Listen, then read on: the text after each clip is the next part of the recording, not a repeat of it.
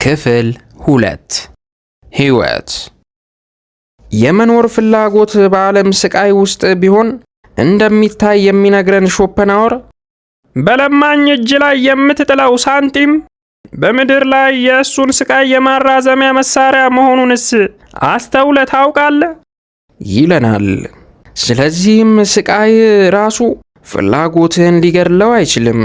ወይም በስቃይ ውስጥ ቢሆን የምትፈልገውን ነገር አታጣም። እንግዲያማ ዕውቀታችን በፍላጎታችን እስከተያዘና በቋሚ ተስፋና ፍርሃት ውስጥ እየተናጥንም ቢሆን ተሸናፊ አድርጎን ገደብ እስካሳጣን ድረስ በፍላጎት ዘላለማዊ ሰላምና ደስታን እናገኛለን በማለት እንዴት እንጠብቃለን?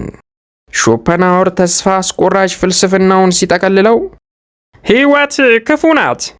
ሁላችንም በተአምር እኩል ብንሆን እንኳን ፍላጎታችንን አናቆምም። ብዙ በፈለግን ቁጥር ደግሞ ስቃያችንም እንዲሁ እየበረከተ ይመጣል። በአጭሩ ሕይወት ጦርነት ነው። የጦርነቱ መንስኤ ደግሞ ይኸው ፍላጎት ነው ይለናል። በሾፐንሃወር ፍልስፍና ሃይማኖት ከሞት መሸሻው መንገድ፣ እብደት ደግሞ ከስቃይ መገላገያ ነው ይለናል። ስታብድ የምትፈልገው ነገር የለም። ምክንያቱም እብደት የፍላጎትን ስቃይ ሁሉ የመሻረ ኃይል አለውና። ሞትንም ቢሆን ፍላጎት በፈጠረው እምነት ላይ አንጠልጥለ ዘላለማዊነትን ትጠብቃታለህ። ቢያንስ ከመሞት ይልቅ ስለ ሞት ማሰብ የከፋ ስቃይ ነውና እዚህ ላይ ፍላጎት የዘየደው መላ የተሻለ መስሎ ይታየናል ብሏል። የሕይወት ጣዕም ከስቃይ ወደ ደስታ እንደ ፔንዱለም መወዛወዟ ነው። ሕይወት ክፉ ናት። ስቃይ ደግሞ የሕይወት መገለጫና እውነታም ነው። ለዚህም ነው የሕይወት ደስታ ማለት ከስቃይ ማምለጥ ነው ይለናል። ሾፐንሃወር እዚህ ላይ የአርስቶትልን ሐሳብ ከፍ በማድረግ ያስቀምጠዋል። አርስቶትል ጠቢብ ሰው ከሐሳብና ስቃይ ማምለጥን እንጂ ደስታን አይፈልግም ብሎ ነበር። ይህንኑ ሐሳብ ሾፐንሃወር በፍልስፍና ሥራው ውስጥ ሰፊ ቦታ ሰጥቶት አገኘ ነው። ማንኛውም እርካታ ወይም በተለምዶ ደስታ የምንለው ነገር ሁሉ ሲመረመር እውነታው ተቃራኒውን ሆኖ እናገኘዋለን። ምክንያቱም በውስጣችን የያዝናቸውን በረከቶችና ጠቃሚ ነገሮች ሁሉ ልብ ብለን የምናውቃቸው አይመስሉኝም። ለዚህም ነው በዘላለማዊነት እምነት ተሸንፎ የምናየው። ብዙዎች ከሞት ለማምለጥ በሚያደርጉት ሩጫ ሃይማኖተኛ ሲሆኑ፣ ከመከራ ለማምለጥ በሚያደርጉት ሙከራ ደግሞ እብድ ይሆናሉ ይለናል። እዚህ ላይ ሾፐንሃወር የእናቱን እብደት ከመከራ ለማምለጥ በሚደረግ ሙከራ የመጣ መሆኑን እንድንቀበል እያሳመንን ነው። እብደት የሚመጣው የስቃይን ትዝታ ለመርሳት በሚደረግ ሂደት ነው። ፍርሃቶቻችንን እና ልማዶቻችንን መቋቋም የምንችለው በመርሳት ብቻ መሆኑ ተረጋግጧል። ለመርሳት ደግሞ የተሻለው መንገድ እብደት ነው። ካላበድክ ክፉን ነገር መርሳት የምትችለው ራስን በመግደል ብቻ ነው ይላል። እዚህ ላይ ደግሞ ሾፐንሃወር አባቱን ያስታውሰናል። ታላቁ ፈላስፋ ዲዮጋን ራሱን ያጠፋው ከዚህ ምድር አየር አልተነፍስም ብሎ ነበር። እንግዲህ ከዚህ በላይ የመኖርን ፍላጎት ድል ማድረጊያ ጀግንነት ከየት ይመጣል? የሚያሳዝነው ግን ሕይወት ራስን በመግደል ላይ እንደሳቀች በሞትም ላይ እንዳላገጠች ነው። እነሆ ለእያንዳንዱ ሞት በሺህ የሚቆጠር ሕይወት በቅጽበት ሲለመልም እንመለከታለን። ብዙውን ጊዜ ከጥበብ የራቁ ሰዎች ሙሉነት የሚመጣው ከገንዘብ ይመስላቸዋል። ሁሉ ነገር የተሟላለት ሰው ጥበብ ከጎደለችው እንደሱ መከራን የሚቀበል ሰው ያለ ግን አይመስለኝም የሚለው ሾፐንሃወር የሕይወት መንገድ ሀብት ሳትሆን ጥበብ ነች ይለናል። በእሱ እምነት ምንም እንኳን ፍላጎት በሰው ልጅ ላይ ሰልጥና ሎሌዋ ብታደርገውም የሰው ልጅ ለእውቀትና ጥበብ የሚሰጠው ቦታ ዝቅተኛ በመሆኑ የተፈጠረ እንጂ በእርግጥ ፍላጎት የጥበብ የበላይ ሆና አይደለም በማለት የሚያስቀምጠው ነገር አለ።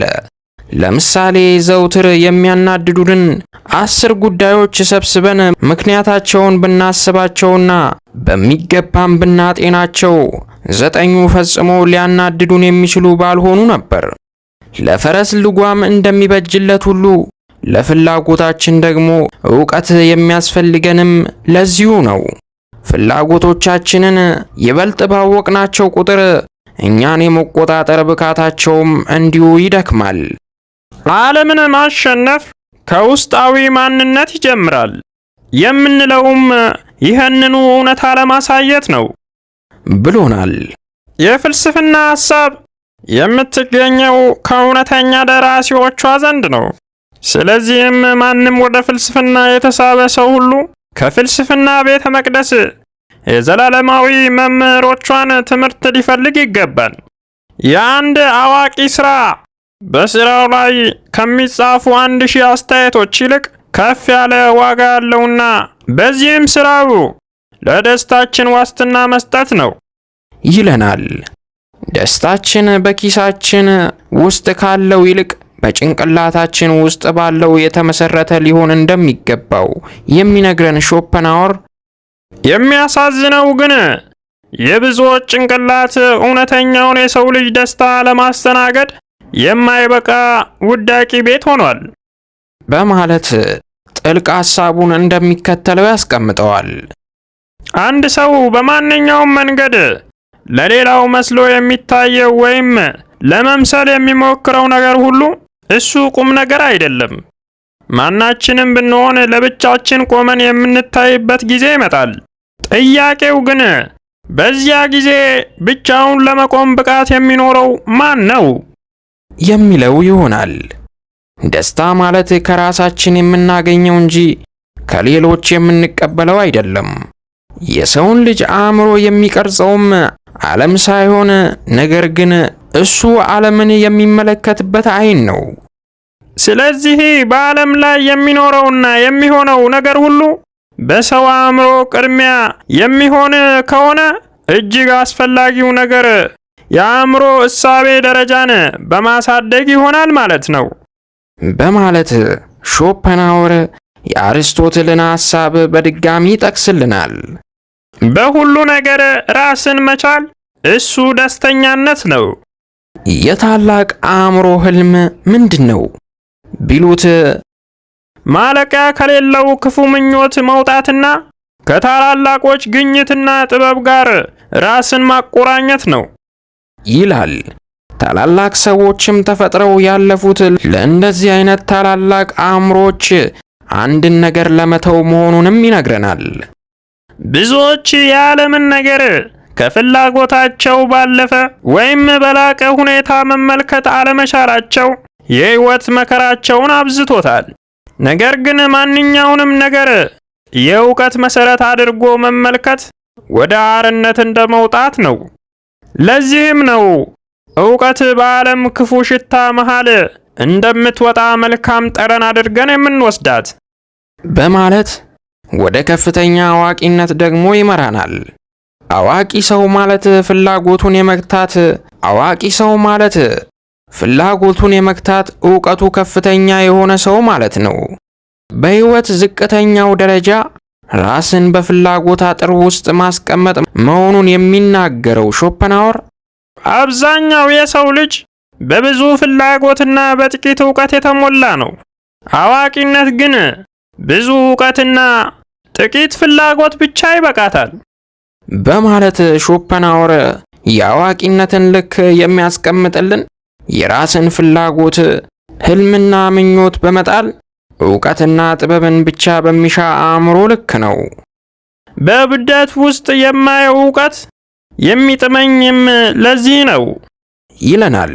በሾፐንሃወር ሞትን የመግደያ ጥበብ እናብቃ። እንደ ሾፐንሃወር እምነት ፍላጎትን የማሸነፍ መሳሪያ ደግሞ ፍልስፍና ሆና ተገኝታለች። ፍልስፍና ደግሞ እንደ ልምምድና ሐሳብ የሚረዷት ነገር እንጂ በመጽሐፍት ንባብና ጥናት የምትዛቅ አይደለችም። ሐሳቡን እንዲህ ያስቀምጠዋል። የብዙዎቹ ምሁራን ችግር የራሳቸው የአስተሳሰብ ድህነት የሚፈጥረው ነው። ይህ ድህነት ደግሞ የሚመጣው የራስን ሐሳብ ጥሎ የሌሎችን ሐሳብ ለመረዳት ከሚደረግ መፍጨርጨር ይሆናል። ስለ አንድ ነገር በራሳችን አእምሮ አስበን ሳይሆን ከመጽሐፍት ላይ በማንበብ እንዲገባን ለማድረግ ስንሞክር ሌላው ሰው ስለ ነገሩ እንዲያስብልን እንደ ማድረግ ሆኖ ይቆጠራል። በዚህም ሂደት የእሱን ሐሳብ በእኛ አእምሮ እየደገምነው እንገኛለን ማለት ነው። አንድ ሰው ቀኑን ሙሉ አንድ መጽሐፍ ሲያነብ ቢውል ቀስ በቀስ የማሰብ ብቃቱን እያጣ ይሄዳል። ይሄ ደግሞ ዓለምን እንደ ተጻፈ ድርሰት ብናያት ዕውቀት ደግሞ በድርሰቱ ላይ የተሰጠ አስተያየት እየሆነች ትሄዳለች። የሚያሳዝነው ግን ለአንድ ገጽ ድርሰት 40 ገጽ አስተያየት ሲሰጥ ማየታችን ነው ይላል። ለፍልስፍናው ዓለም ወዳጆች እንግዲህ የሚመክረው አለ።